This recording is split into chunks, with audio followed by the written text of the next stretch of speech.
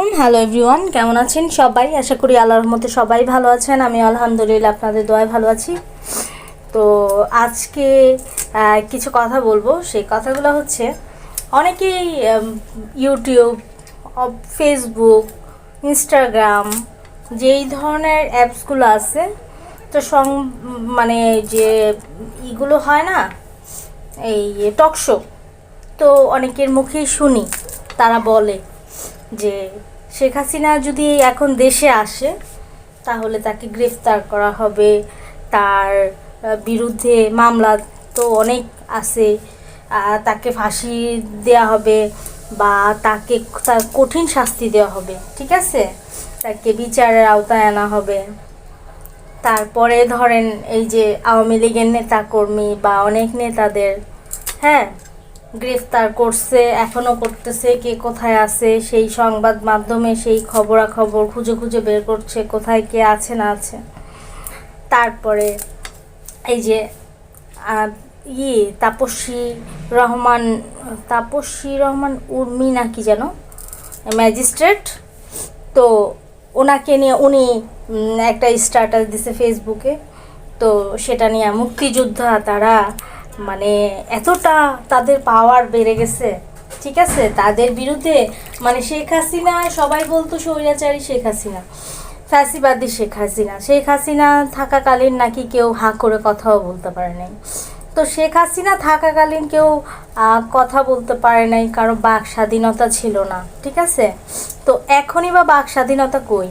Magistrate Urmi উনি ফেসবুকে একটা স্ট্যাটাস দিছে, এই কারণে ওনাকে বরখাস্তও করা হয়েছে, ওনাকে আইনের আওতায় আনা হলো। হ্যাঁ, তো রিসেট পাঠানে ইউনিস সাহেব টিপ দিছে, তো কি হয়েছে, অতীত ভুলে যাবে। হ্যাঁ, তো যুদ্ধ আমরা দেখি নাই, তবে যুদ্ধের অনেক কিছুই আমরা শুনেছি, ঠিক আছে। যুদ্ধ যদি না হতো তাহলে আজকে আমরা বাংলা ভাষায় কথা বলতে পারতাম না, আমার মাতৃভূমি বাংলাদেশ থাকতো না, ঠিক আছে। তো উনি আসলে কি, উনি কোন রাষ্ট্রের কোথায় জন্মগ্রহণ করছে একমাত্র আল্লাহ পাক জানে, ঠিক আছে। উনি বাংলাকে অস্বীকার করে কিভাবে, উনি মুক্তিযুদ্ধকে কিভাবে অস্বীকার করে, ঠিক আছে। তো আরেকটা কথা হচ্ছে, সেটা হচ্ছে সবার মুখে এই কথাটা, হ্যাঁ, আমারও মনে, যে উনি দেশের জন্য কোনো কাজ করেন নাই, ওনার কাজ হচ্ছে সুদ নেওয়া, ঠিক আছে। উনি ওনাকে কি ভেবে মানুষ ওনাকে যে রাষ্ট্রপতি না, কি জানি, প্রধান উপদেষ্টা বানালো, কোন যুক্তিতে, কোন ভিত্তিতে, আমি সেটা বুঝলাম না, ঠিক আছে। কারণ উনি তো দেশের নাগরিকও না, উনি হচ্ছে যুক্তরাষ্ট্রের নাগরিক, বাইরের দেশের। উনি তো আমাদের আজকে যদি উনি আমাদের বাংলাদেশের নাগরিক হতো, তাহলে না বুঝতাম সে আমাদের দুঃখ কষ্ট, আমাদের সব কিছু বুঝতো। তো উনি তো এই দেশে থাকে না, উনি এই দেশে না থাকলে উনি কিভাবে বুঝবে সাধারণ মানুষের কষ্ট, সাধারণ মানুষের যন্ত্রণা? ওনার তো বোঝার কোনো ক্ষমতা বা ধারণা নাই। হ্যাঁ, যাই হোক, তো আমি আসি, ওই শেখ হাসিনা দেশে আসলে নাকি এক একজনের মন্তব্য, ঠিক আছে, ওনাকে ফাঁসির করা হবে, ওনাকে কাঠগড়ায় দাঁড় করানো হবে, ওনার কঠিন শাস্তি দেওয়া হবে, এই সেই, উনি এয়ারপোর্টে ঢুকলে ওনাকে আটকায় দেওয়া হবে, ঠিক আছে, এইরকম। আচ্ছা বলেন তো, মুরগি তো অনেক কড়ায়, মুরগি অনেক ডাকে না? যতগুলা মুরগিতে ডাক দেয়, চেঁচায়, অতগুলা কি মুরগিতে ডিম দেয় না? প্রতিদিন তার বাধ্যতামূলক একটা ডিম দেয়া।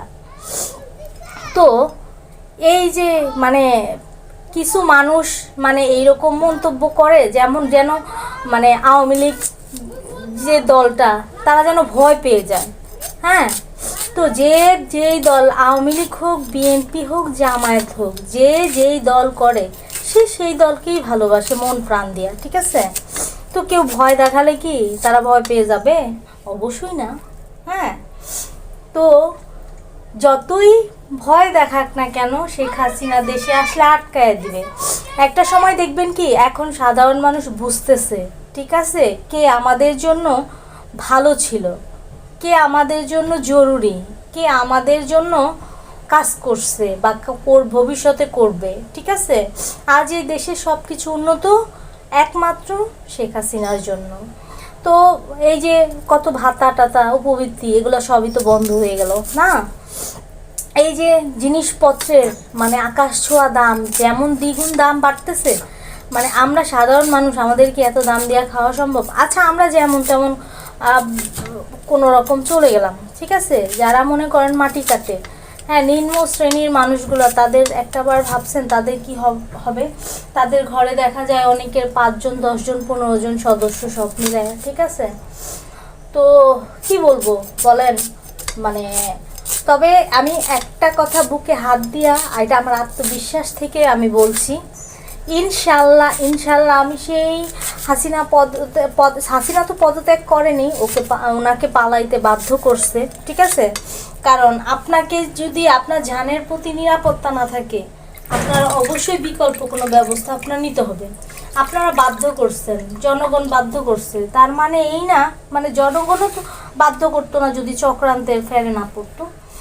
তো আপনারা কি, আমরা সবাই তাকে বাধ্য করছি, ঠিক আছে, চলে যেতে, কিন্তু তার মানে এ না সে পালাইছে। তবে ইনশাল্লাহ ইনশাল্লাহ ইনশাল্লাহ উনি আবার দেশে আসবে, অতি শীঘ্রই আসবে, ঠিক আছে। আর এই যে যারা বলে না ওনার বিচার হবে এই সেই, তারাই দেখবেন ওনাকে ফুল নিয়ে শুভেচ্ছা জানাবে, এটাও বলে দিলাম। এটা দেখবেন আপনারা সবাই, ওনাকে যদি সবাই হাসি মুখে ফুল নিয়ে মানে ওনাকে শুভেচ্ছা না জানাচ্ছে, তাহলে আর কি বলবো, ঠিক আছে।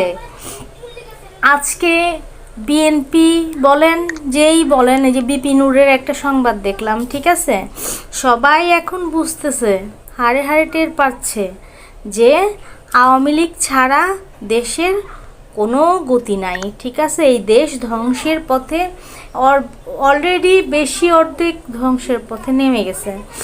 আর যেটা নিয়ে ষড়যন্ত্র চলতেছে যে সেন্ট মার্টিন দ্বীপ, তারপরে বাংলাদেশের নাম পরিবর্তন করে কি আমেরিকার যে কোনো একটা নাম দেয়া হবে? হ্যাঁ, মানে কি দেশে যা শুরু হয়েছে, মনে হচ্ছে জাতীয় সঙ্গীত নিয়ে কতদিন হলো, তারপরে আপনার এই বাংলাদেশ নাম পরিবর্তন করবে, ঠিক আছে।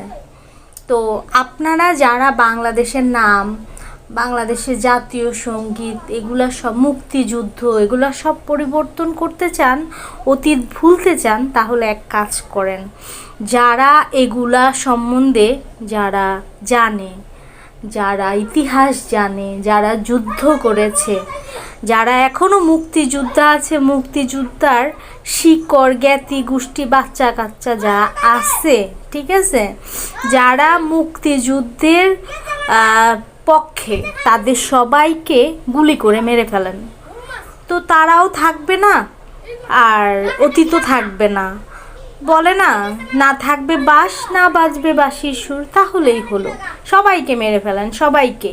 যারা মুক্তিযুদ্ধের বিপক্ষে আছে শুধু তারাই বাংলাদেশের নাগরিক, না বাংলাদেশে বাস করার তারাই শুধু অধিকার রাখে। আর মুক্তিযোদ্ধার পক্ষে যারা, তাদের কোনো অধিকার নাই, কারণ যারা মুক্তিযুদ্ধ করছে তারাই এখন আসল রাজাকার, ঠিক আছে। তো সবাই ভালো থাকেন, সবার জন্য অনেক দোয়া রইল। আসসালামু আলাইকুম, আল্লাহ হাফেজ।